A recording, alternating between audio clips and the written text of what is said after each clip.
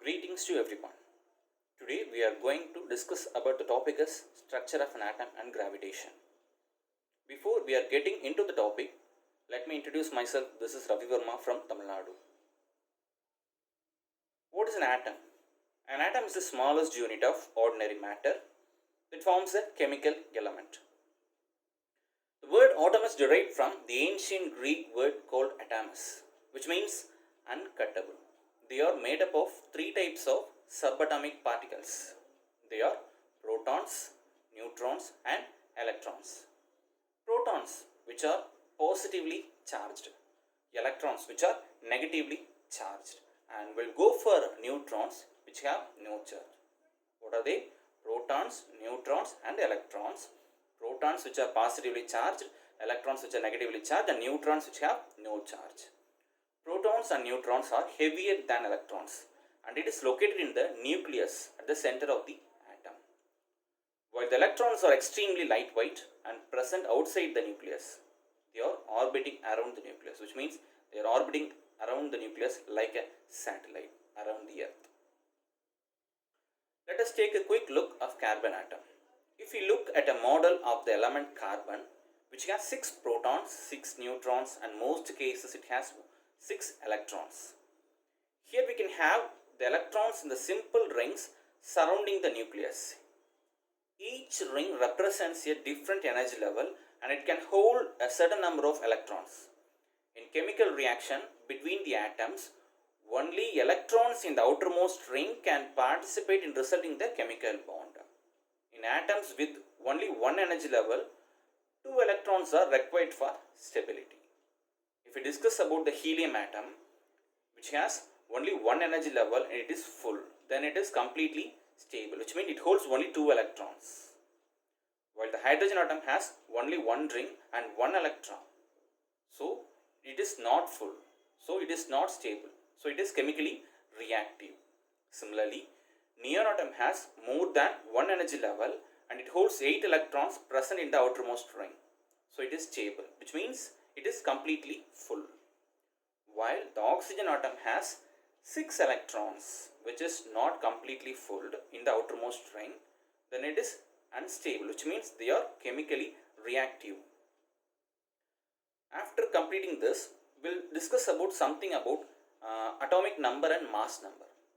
The atomic number of an element is determined by the number of protons in it, and it is used to differentiate one element from another.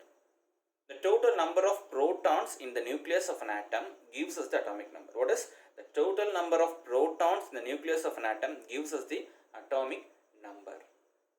It is represented with letter Z at.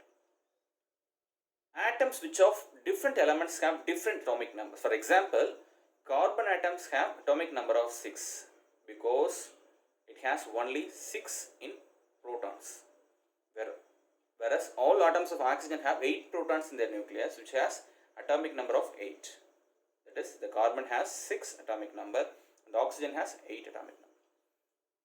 When we go for mass number, the mass number of an element is determined by the number of protons and neutrons combined. It is represented using a letter called A. As both protons and neutrons are present in the nucleus of an atom, they are together called as nucleons. While the number of protons remains the same in all atoms of an element, the number of neutrons can vary. The atoms of the element can have different mass numbers and they are called as isotopes. What are they? The different mass numbers of an atom or an element are called as isotopes. Well, we're going to discuss about the gravitational things, the gravitation versus atom. The gravity affects the atoms or not? Does it affect the atoms or not? Yes, exactly. The gravity affects the atom the same way it affects all other matter. Every atom creates its own gravitational field which attracts all the matter in the universe.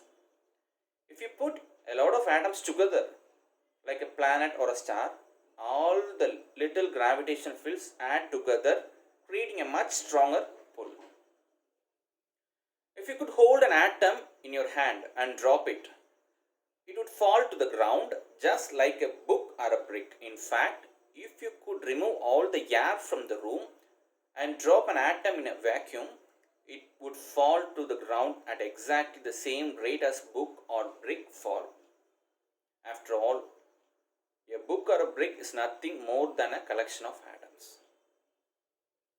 Nucleus have gravitational attraction towards the rotating electrons, but it is very very small compared to the electrostatic force of attraction between them.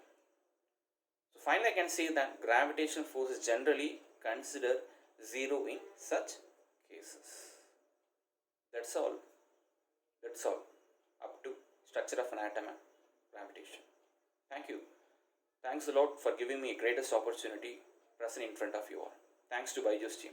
Thank you. Thank you so much.